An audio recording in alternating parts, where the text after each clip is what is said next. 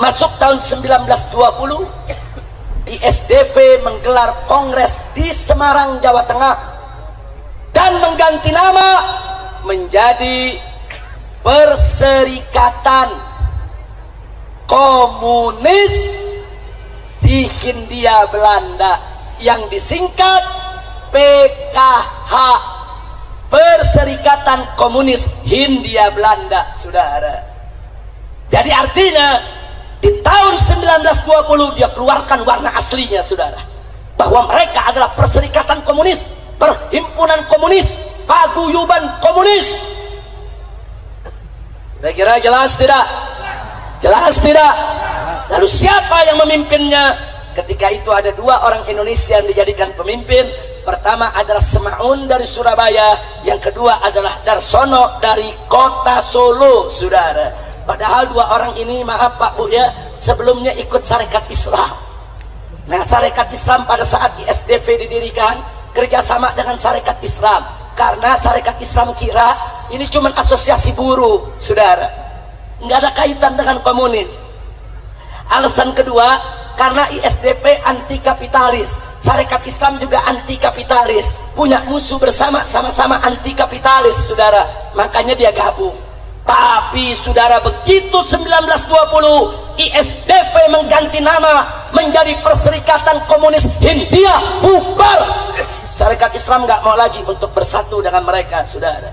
Sarekat Islam yang saat itu dipimpin oleh HOS Cokroaminoto, Haji Omar Said Cokroaminoto, menolak untuk kerjasama lagi dengan PKI, saudara. Alhamdulillah. Tapi ingat, saat itu namanya belum PKI, saudara, namanya masih PKH.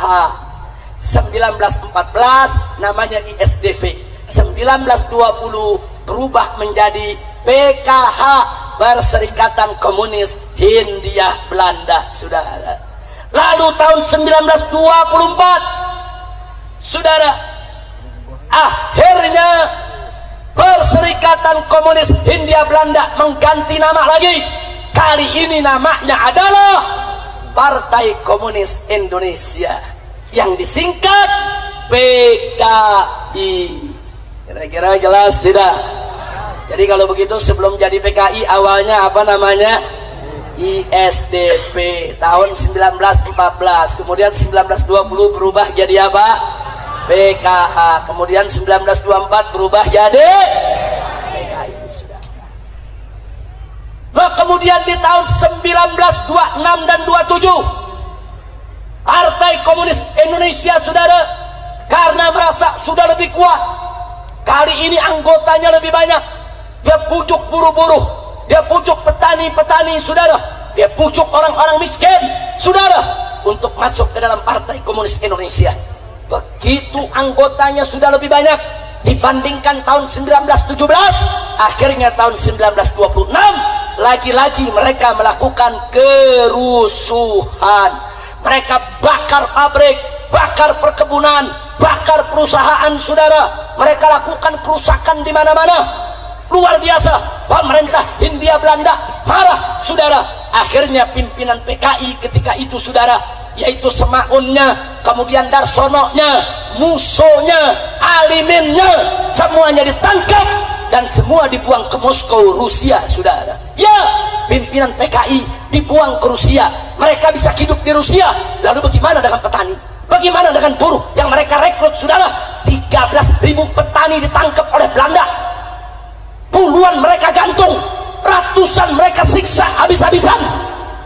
Insya Allah. Ya, dari dulu PKI senang mengorbankan rakyat kecil, mengorbankan buruh, mengorbankan petani, biadab. Makanya petani dan buruh jangan sembarangan ikut PKI, betul. Saya tanya, buruh dan petani yang ikut PKI kesian tidak? Kesian tidak? Ditolimi tidak? Ditipu tidak? Akhirnya PKI dibubarkan oleh Belanda, saudara. 1924 PKI dibubarkan oleh Belanda. 13.000 petani buruh ditangkap dan dibuang ke tanah merah di Papua, Irian sana, saudara. Puluhan digantung oleh Belanda di jalan-jalan, saudara. Yang dibunuh oleh Belanda, yang digantung oleh Belanda, petani-petani kecil, buruh-buruh kecil. Tapi tapi pimpinan-pimpinannya musuh, saudara, alimin, saudara, pimpinan-pimpinan kelas kakapnya semua dipindahkan ke Moskow, ke Rusia, saudara. Kira-kira sampai di sini jelas tidak? Nah, sekarang saya mau tanya, berarti kerusuhan sosial yang terjadi di tahun 1924, yang ketika itu PKI bikin kerusuhan, tujuannya apa? Tujuannya ingin ambil alih pemerintahan kapitalis Hindia Belanda menjadi pemerintahan komunis Hindia Belanda. Jadi saya mau tanya sekali lagi, berarti tujuan PKI untuk kemerdekaan Indonesia bukan? Jadi PKI jangan ngaku-ngaku dulu, saudara. Anak-anak muda PKI sekarang ngaku, oh kami pahlawan, kami pejuang. Dulu 2 kali kami berontak kepada Belanda, 1917, 1927. Bohong. Mereka tidak melakukan pemberontakan untuk kemerdekaan Republik Indonesia, saudara. Dusta. Mereka ketika itu, saudara, hanya diperalat oleh tokoh-tokoh komunis Belanda, saudara. Untuk apa? Menggulingkan pemerintahan kapitalis Hindia Belanda agar berganti menjadi pemerintahan komunis Hindia Belanda. Saudara, buktinya, saudara, di tahun 1924 ketika PKI dideklarasikan, saudara, dulu yang bangun pertama kali yang bernama Henk Sneevliet yang dipulangkan oleh Belanda ke Belanda resmi mewakili PKI untuk menghadiri Kongres Komunisme Internasional di Moskow, saudara. Seluruh tokoh komunis Belanda menjadi anggota PKI dan mewakili PKI hadir Kongres Komunis di Jerman, Kongres Komunis di China, Kongres Komunis di Moskow, Uni Soviet, saudara. Ya, PKI telah menjadi jaringan komunis internasional sejak tahun 1924, saudara. Makanya tahun 1927 begitu dia melakukan huru-hara, dibubarkan oleh pemerintah Hindia Belanda, saudara. Kenapa? Sebab pemerintah Hindia Belanda adalah pemerintahan kapitalis yang bekerja sama dengan Amerika Serikat dan tidak mau berkiblat kepada China maupun Uni Soviet, saudara. Kira-kira jelas tidak?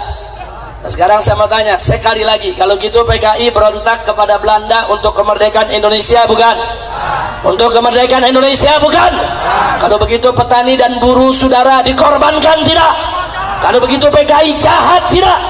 Zalim tidak? Biadab tidak? Takbir! Sallu ala Nabi.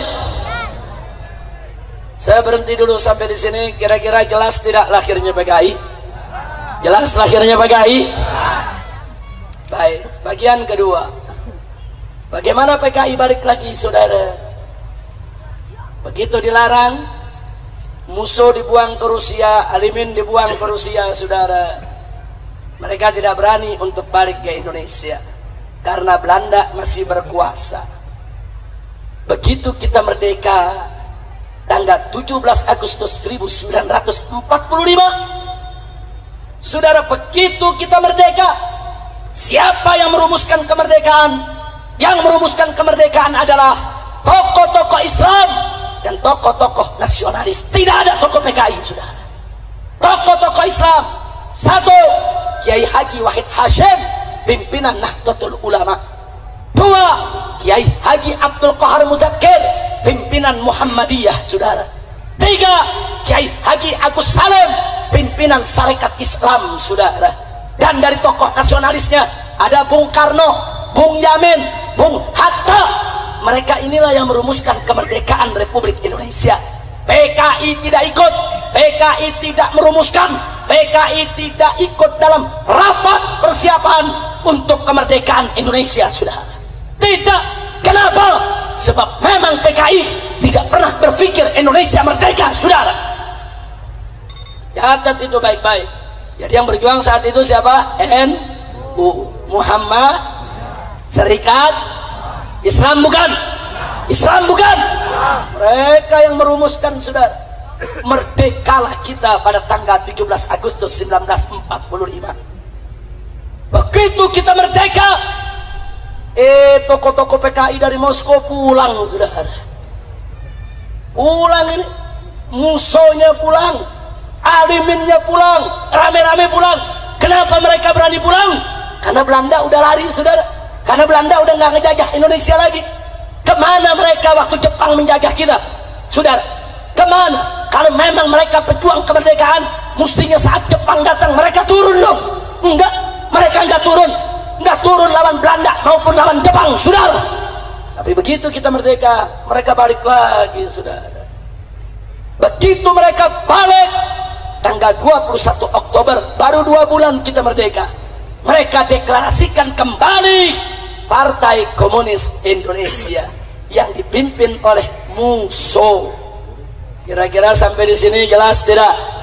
Jelas tidak? Begitu mereka dirikan PKI, mereka nggak dianggap. Bung Karno nggak nganggap, Bung Hatta nggak nganggap, ormas Islam nggak nganggap, saudara. Akhirnya mereka pakai cara licik. Bagaimana supaya mereka dianggap? Mereka lakukan teror di mana-mana, saudara.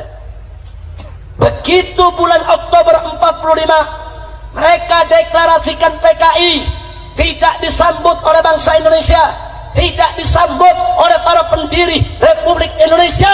Mereka melakukan teror, saudara.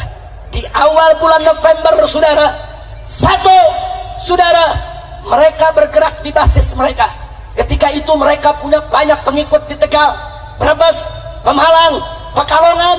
Mereka rebut, bupatinya mereka tangkap, camatnya mereka tangkap, lurahnya mereka tangkap, kepala polisi di wilayah mereka tangkap, mereka paksa untuk turun dari jabatan, dan mereka ganti dengan orang-orang PKI, saudara. Dan kalau nggak mau mereka turun, mereka dibunuh, saudara.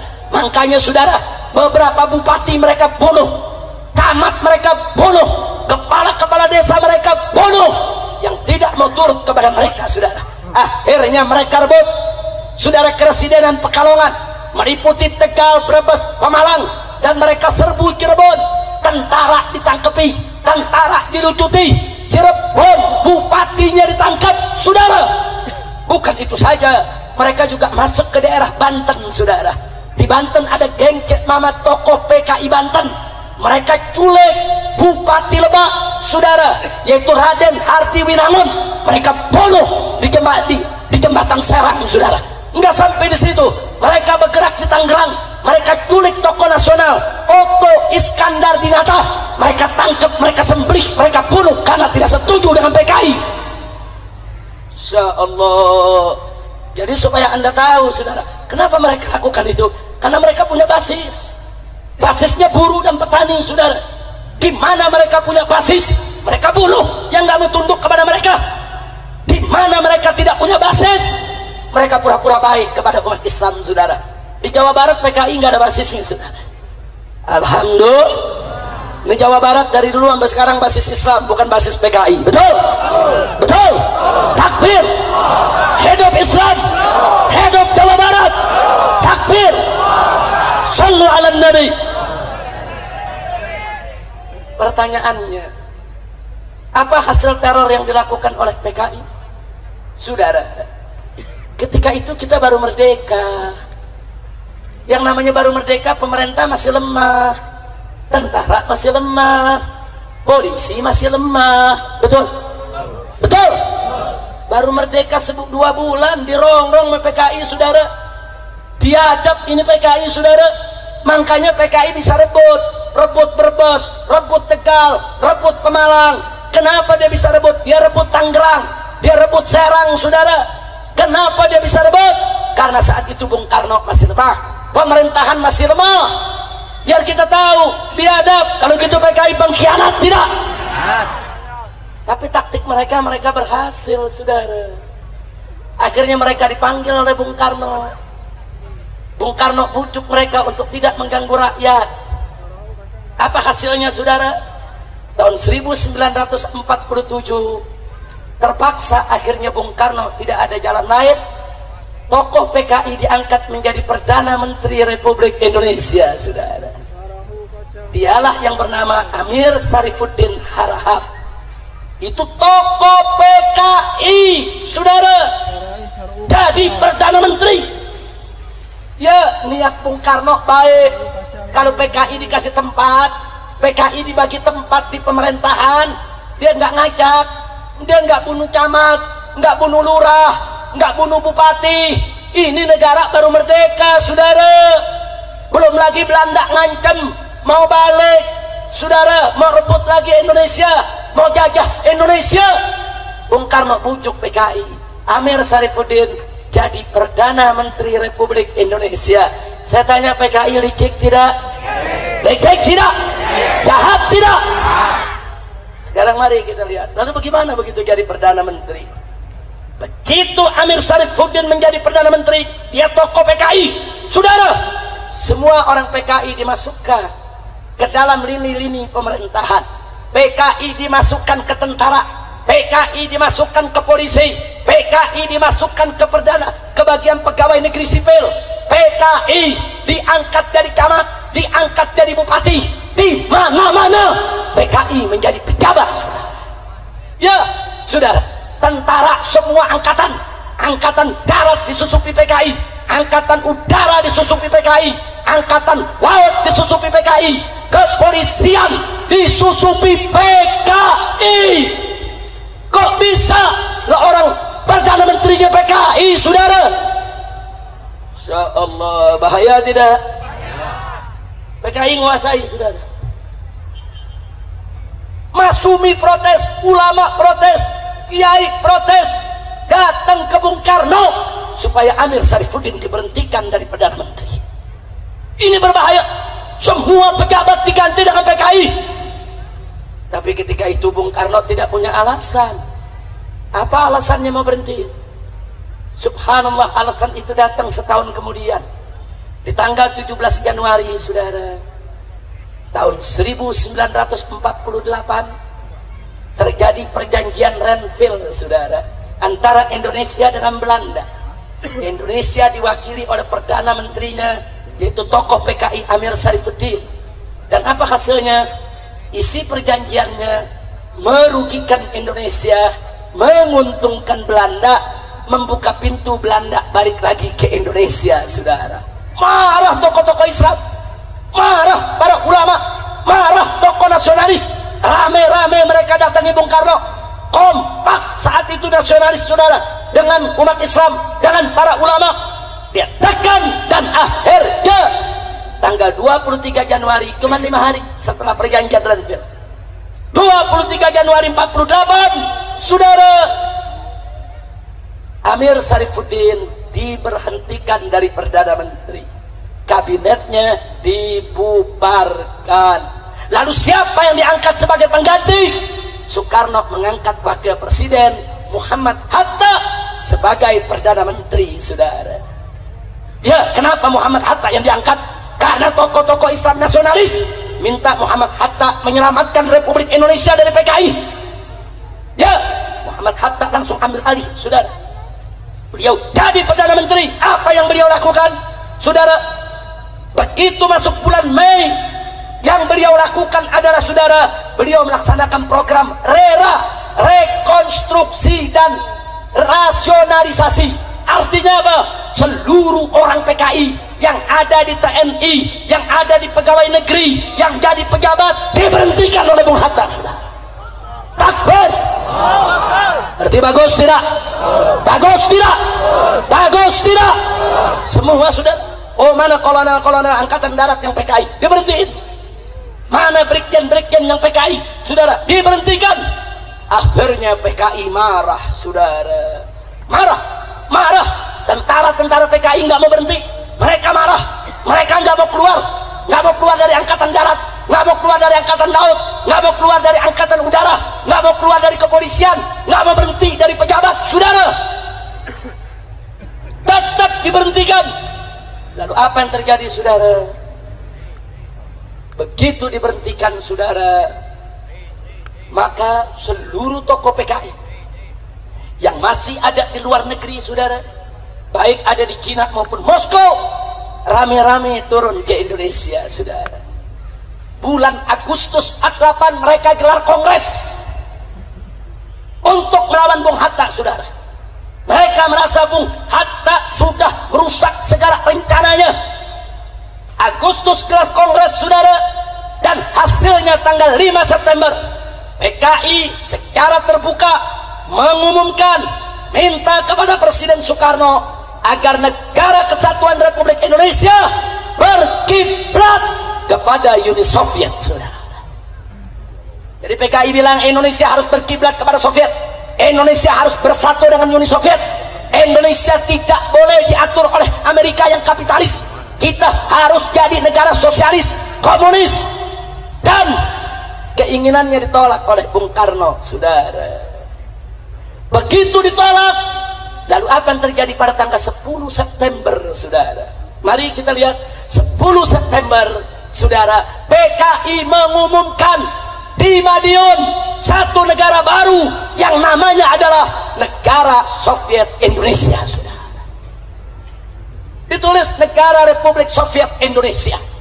Dia deklarasikan, saudara, presidennya musuh, wakil presidennya Amir Sarifuddin, mantan Perdana Menteri Republik Indonesia, saudara. Dia umumkan. Setelah itu diberikan peringatan oleh Bung Karno, bubar, stop, nggak boleh ada negara dalam negara, saudara. Enggak, mereka nggak mau tahu, saudara. Lalu setelah itu apa yang terjadi? Mari kita lihat, saudara.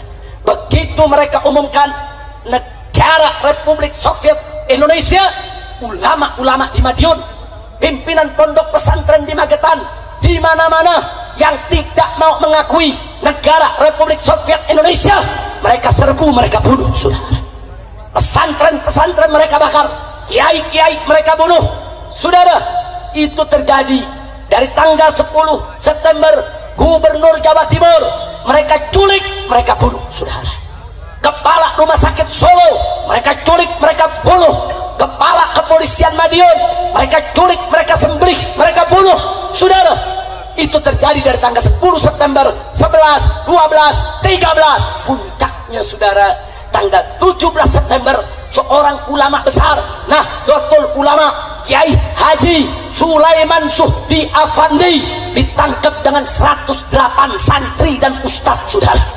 Mereka diseret, saudara, ke sebuah sumur di desa Koto, Kabupaten Magetan, disembelih satu-satu. 108 tokoh Islam dimasukkan ke dalam lubang sumur, dibunuh, saudara.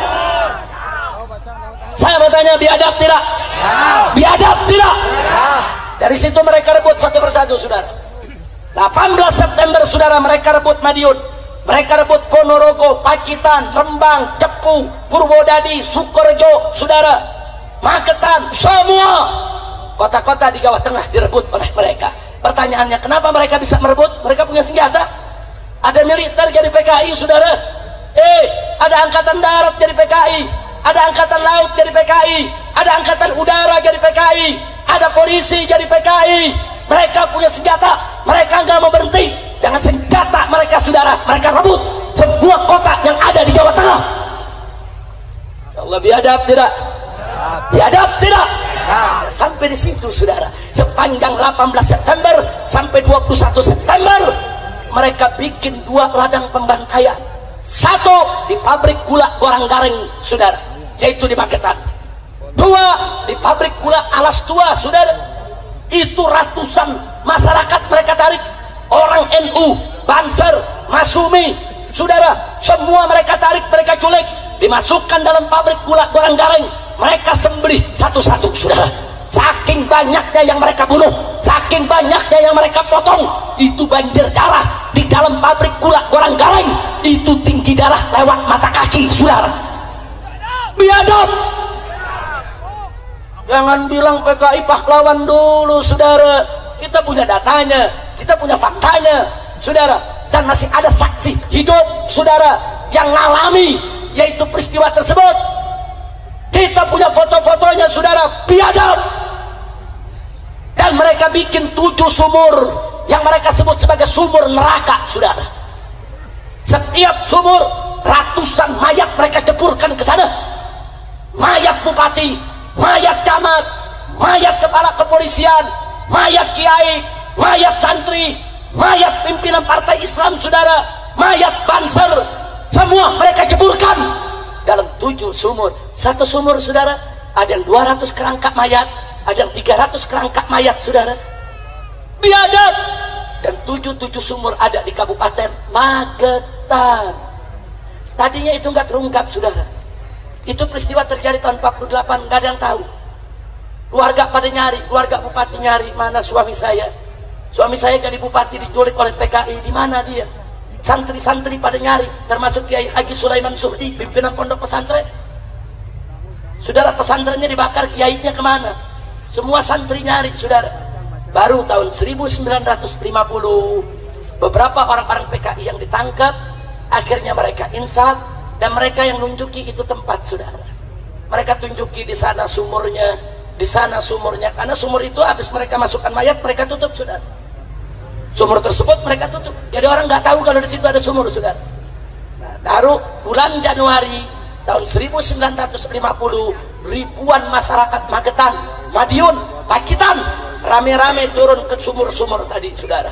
Mereka gali, mereka temukan ribuan mayat dari 7 kubur. Dan diidentifikasi, ketemu, oh ini Bupati Blora, oh yang ini Bupati Magetan, ketemu satu-satu, oh ini yang Kiai Sulaiman Suhdinya, saudara. Mereka sembelih semuanya, mereka masukkan dalam sumur. Saya tanya, biadab tidak? Biadab tidak? Takbir. Tapi alhamdulillah, ketika itu Bapak Panglima Besar Jenderal Sudirman, saudara, begitu Madiun dan semua kota di bulan September dikuasai oleh PKI, Tentara Republik Indonesia turun ke Madiun, saudara. Dari Jawa Barat Siliwangi turun, dari Jawa Timur, saudara, turun untuk mengepung PKI di Jawa Tengah, saudara.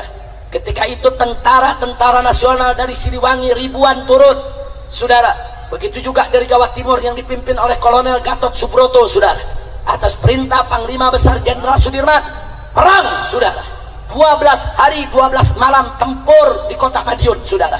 Dan akhirnya tanggal 30 September seluruh kota Madiun berhasil diambil alih oleh pemerintah pusat melalui TNI Angkatan Darat yang pro pemerintah, bukan pro PKI, saudara. Takbir, takbir.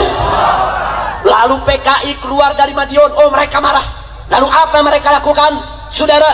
30 September mereka keluar, tanggal 4 Oktobernya, saudara, seluruh tawanan mereka bunuh, saudara. Ribuan tawanan yang mereka tawan dari Madiun, Magetan, Pacet, Wonorogo, Wonogiri, Ponorogo, saudara, Sukorejo, Surakarta, semua yang mereka tawan mereka bunuh karena mereka marah kepada TNI. Kenapa mereka kalah? Dibunuh. Mereka terus didesak, saudara. Baru akhir November seluruh Jawa berhasil dikuasai, PKI berhasil dikalahkan, saudara. Alhamdulillah. Saya mau tanya, kalau begitu PKI pejuang atau pengkhianat? Pejuang atau pecundang? Pejuang atau pengkhianat? Pejuang atau penjahat? Selesai bulan November 48, PKI diatasi. Masuk bulan Desember, Belanda datang, saudara. Agresi militer kedua. Jadi kita dirondong oleh PKI, bukan PKI pejuang. Dia merongrong Republik. Hampir kita kalah dari Belanda. Hampir kita jatuh lagi ke Belanda, saudara. November PKI dikalahkan, saudara. Desember Belanda datang lagi ke Indonesia untuk menjajah Republik ini, saudara. Ya, PKI biadab, PKI tolim, PKI penjahat. Maka itu saya mau tanya sekali lagi, kalau gitu PKI bahaya tidak? Bahaya tidak? Layak dibubarkan tidak? Takbir. Akhirnya bulan Oktober Musso ketangkap, Amir Sarifuddin ketangkap dan dieksekusi mati, saudara.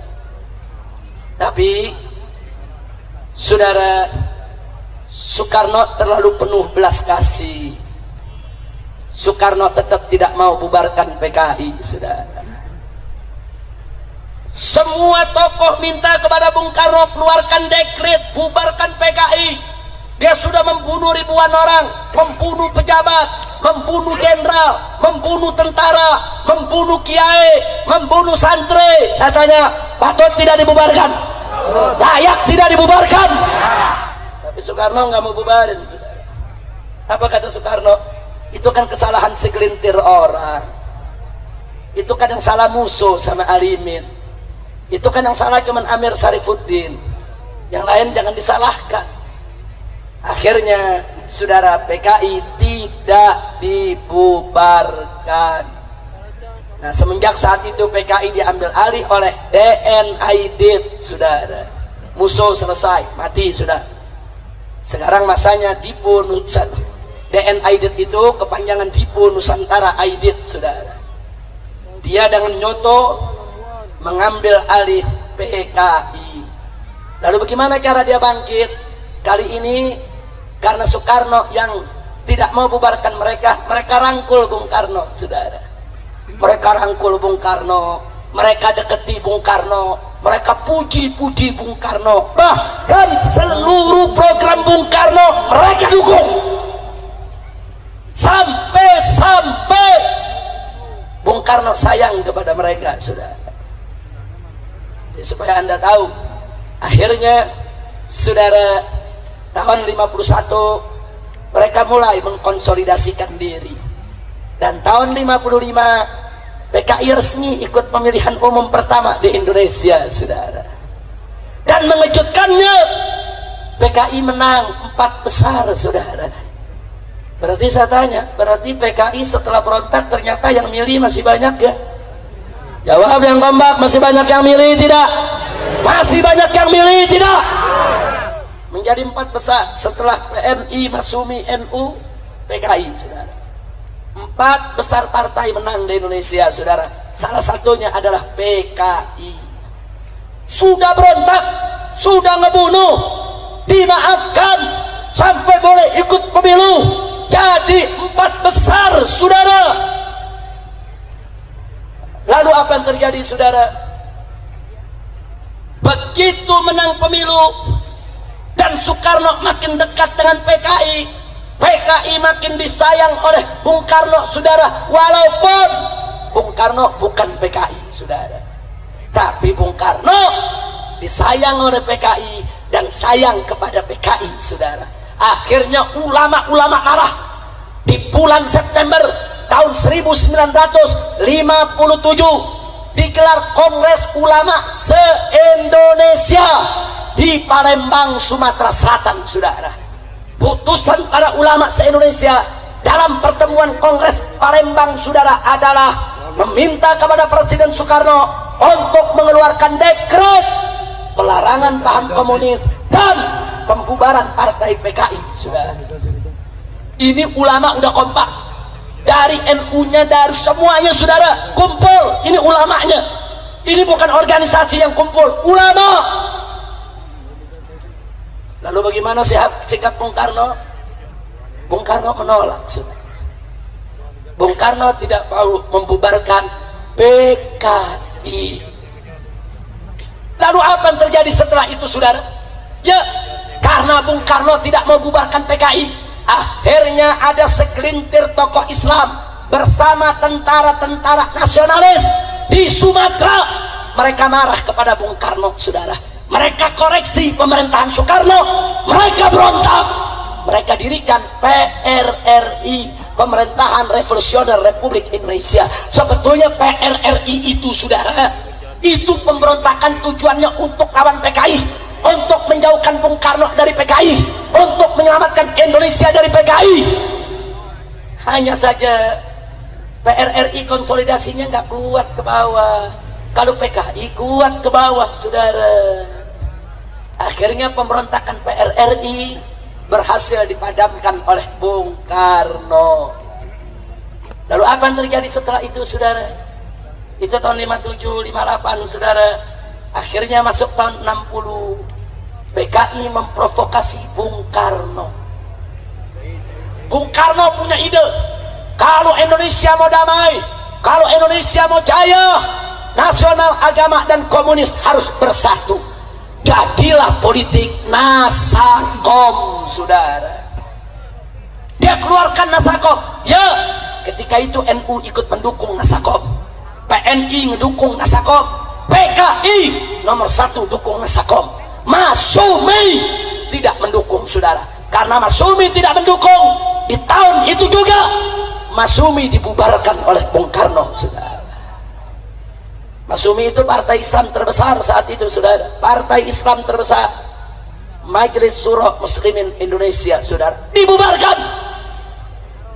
Kemudian di tahun 1963, saudara, PKI memprovokasi lagi Bung Karno supaya ganyang Malaysia. Kenapa diprovokasi supaya perang lawan Malaysia, saudara? Kenapa? Ada apa? Ada dua tujuan. Sebab PKI bekerja sama dengan Partai Komunis Malaysia untuk menyatukan Indonesia Malaysia menjadi negara komunis Malindo Malaysia Indonesia. Bukan itu saja, PKI sudah hitung kalau Indonesia perang lawan Malaysia, tentaranya kurang. Nah, kalau tentara kurang, maka PKI minta supaya buruh dan tani dipersenjatai, saudara. Likik PKI, saudara. Ulama protes, tidak setuju, nggak boleh ganyang Malaysia, nggak boleh buruh dan petani dikasih senjata, berbahaya. Ormas Islam yang bernama GPII, Gerakan Pemuda Islam Indonesia, demonstrasi tolak itu semua, dibubarkan. GPI dibubarkan oleh Bung Karno, saudara. HMI dibubarkan oleh Bung Karno, saudara. Pokoknya yang nggak setuju dengan politik Bung Karno semua dibubarkan. Bukan itu saja, ulama-ulama protes ditangkap, di penjara. Siapa aja di penjara? Satu, almarhum Kiai Haji Buya Hamka. Dua, Kiai Haji Yunan Helmi Nasution. Tiga, Kiai Haji EZ Mutakin, saudara, tokoh Jawa Barat. Kemudian Kiai Haji Soleh Iskandar, saudara. Ada belasan kiai, semuanya ditangkap, dijebloskan ke penjara karena anti PKI. Jadi di sini saya tidak mengatakan Bung Karno PKI, enggak. Bung Karno posisinya lemah, PKI-nya kuat. Saya tanya, berarti PKI kuat tidak? Jujur, PKI berarti kuat tidak? PKI minta Bung Karno bubarin Masumi, dibubarin. PKI minta Bung Karno bubarin GPI, dibubarin. PKI minta Bung Karno perang lawan Malaysia, perang. PKI minta kepada Bung Karno, saudara, untuk minta apa lagi dengan Bung Karno? Yaitu minta kepada Bung Karno, saudara, supaya kiai-kiai, ulama-ulama yang anti politik Nasakom ditangkap semua, saudara. Berarti saya mau tanya, berarti PKI kuat tidak? Kuat tidak? PKI kuat saat itu, saudara. Oh, dahsyat kekuatan PKI, saudara. Biar Anda tahu, akhirnya, saudara, bulan Juli tahun 1965 secara resmi Bung Karno mengizinkan, saudara, dibentuknya angkatan kelima, buruh dan tani diberikan senjata, saudara. Begitu diizinkan, saudara, maka PKI, saudara, mendatangkan 2000 kadernya, 2000 kadernya dibawa ke Jakarta, dikumpulkan di lapangan Halim Perdana Kusuma untuk dilatih perang, saudara. Mereka diajarkan cara lempar granat, diajarkan cara nembak resmi, legal, seizin presiden. Masya Allah, itu bulan Juli tahun 1965, saudara. Mereka atur semua rencana, saudara. Partai Murba itu dulu kawannya PKI, yang dirikan Tan Malaka. Dulu Tan Malaka ikut PKI, tapi begitu tahu kekejaman PKI, dia keluar dari PKI, saudara. Dia dirikan partai baru, namanya Partai Murba. Apa itu Murba? Musyawarah Rakyat Banyak. Partai Murba memberitahu kepada Bung Karno, awas, PKI mau kudeta. Oh, PKI marah, minta kepada Bung Karno, bubarkan Partai Murba. Dibubarkan. Masya Allah. Saya tanya, kalau gitu PKI kuat tidak? Jujur, kuat tidak? Kuat tidak? Tibalah bagian akhir, saudara. Tanggal 30 September, tentara-tentara Angkatan Darat sudah gerah, saudara. Gerah dengan PKI, jenderal-jenderal gerah. Kenapa jenderal-jenderal gerah? Karena banyak kolonel direkrut PKI, karena banyak prajurit direkrut PKI, saudara. Ini jenderal semua gerah. PKI tahu kalau jenderal-jenderal ini gerah, bagi PKI ini ancaman. Akhirnya tanggal 30 September pagi, Gerwani Gerakan Wanita Indonesia milik PKI dan Pemuda Rakyat milik PKI demo besar-besaran di Jakarta. Puluhan ribu orang demonstrasi 30 September pagi, saudara. Malamnya mereka culik 7 jenderal kita, saudara. Mereka culik, mereka bawa ke lubang buaya, semuanya mereka bunuh dan mereka masukkan ke dalam lubang buaya, saudara. Ada Jenderal Ahmad Yani, kemudian MT Haryono, saudara. Kemudian masih banyak lagi jenderal-jenderal yang lainnya. Yang selamat saat itu tidak terbunuh adalah Jenderal Abdul Haris Nasution, saudara. Tapi sungguh pun beliau tidak terbunuh. Pengawalnya terbunuh, Kapten Firtendea. Putrinya yang baru berusia 5 tahun tetap ditembak oleh PKI. Anak kecil, perempuan baru usia 5 tahun ditembak, saudara, luka parah. Beberapa hari kemudian anak tersebut mati. Itulah Ade Irma Nasution, saudara. Saya tanya sekali lagi, biadab tidak? Biadab tidak? Biadab tidak? Oh, enggak sampai di situ. Di Yogyakarta, Brigjen Katamso mereka tangkap, mereka bunuh, saudara.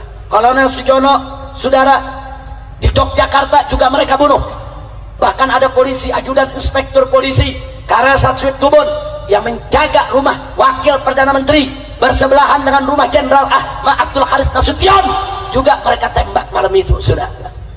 Begitu selesai mereka bunuh, saudara, besoknya tanggal 1 Oktober Radio Republik Indonesia mereka kuasai, saudara. PKI mengumumkan hari ini telah dibentuk Dewan Revolusi baru mengambil alih kekuasaan. Dan liciknya mereka supaya rakyat tidak marah, apa mereka bilang? Soekarno tetap presiden kita. Licik, jahat, saudara. Tapi ketika itu, saudara, TNI Angkatan Darat, saudara, jenderal-jenderalnya terbunuh. Tinggal ada, yaitu Abdul Haris Nasution dalam keadaan shock, luka, karena berusaha lari menyelamatkan diri dari sergapan PKI, saudara. Dan ketika itu, saudara, ada Letnan Jenderal Soeharto yang diminta oleh kawan-kawannya segera untuk pimpin TNI Angkatan Darat, saudara. Akhirnya Soeharto, saudara, memimpin TNI Angkatan Darat. Dia serbu Radio Republik Indonesia pada tanggal 2 Oktober, saudara. Dia rebut, dia umumkan lagi ke seluruh Indonesia bahwa kudeta PKI gagal. Negara tidak bisa diambil alih oleh PKI. Tentara mengambil alih dan Soekarno tetap sebagai presiden. Jadi mereka ini licik, saudara. Mereka mau adu domba kita, saudara. Tinggal Presiden Soekarno bingung harus bersikap apa. Yang ini bela Soekarno, yang ini bela Soekarno, saudara. Ya, ketika itu posisi Soekarno lemah, saudara. Kira-kira jelas tidak? Akhirnya Soeharto mengerahkan RPKAD, saudara. RPKAD, Resimen Pasukan Khusus Angkatan Darat, kalau sekarang disebut Kopassus, saudara. Dipimpin oleh Sarwo Edi. Siapa itu Sarwo Edi? Sarwo Edi adalah mertua SBY, saudara. RPKAD dipimpin oleh Sarwo Edi menyerbu Halim Perdana Kusuma, saudara. Ya, mereka tempur. Ternyata di sana, ya, ada tentara Angkatan Darat yang jadi PKI, ada Angkatan Laut yang jadi PKI, ada Angkatan Udara yang jadi PKI, ada polisi yang jadi PKI. Mereka semuanya ditangkap, saudara. Bahkan yang menggerebek rumah-rumah jenderal itu Cakrabirawa. Cakrabirawa itu tentara, itu pengawal presiden, saudara. Tentara, mereka yang culik daripada para jenderal, mereka yang bunuh, mereka kerja buat PKI. Insya Allah. Berarti saya tanya, kalau gitu dulu tentara disusupi tidak? Tentara disusupi tidak? Akhirnya setelah direbut Halim tanggal 5 Oktober, saudara, tanggal 5 Oktober, setelah Halim direbut, baru dikeluarkan itu jenazah dari para jenderal yang sudah ada di lubang buaya, saudara. Saya tanya sekali lagi, PKI kejam tidak? Kejam tidak? Nah, melihat kekejaman PKI seperti itu, saudara, NU pecah kongsi. Marah NU, saudara. Akhirnya, saudara, NU marah. Maka NU dan Ansor turun demo di kota-kota di Pulau Jawa, saudara, menolak kekejaman PKI. PKI tersinggung. 13 Oktober NU Banser turun di jalan di seluruh kota di Pulau Jawa. PKI tersinggung. Lalu apa yang mereka lakukan? Di basis-basis PKI, saudara, Kiai NU disembelih, Banser disembelih.